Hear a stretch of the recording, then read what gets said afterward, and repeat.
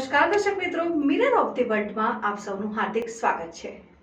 વડોદરાના વાડી વિસ્તાર ખાતે શનિદેવ મહારાજના જન્મ મહોત્સવની ઉજવણી કરાઈ।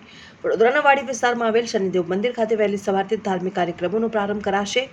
જન્મ જયંતિ નિમિત્તે વિવિધ મનોરથ રાખવામાં આવશે, જેને લઈને વહેલી સવારે 5:45 શહેનાઈ વાદન સાથે મંદિરના દ્વાર ખુલશે અને આરતીનું આયોજન કરાયું। ત્યારબાદ સવારે 6 વાગે ધવલ કુમારના સ્વર કંઠે સુંદરકાંડનું આયોજન, 9:15 આરતીનું આયોજન અને જન્મ અભિષેક તથા પૂજન સવારે 11:30।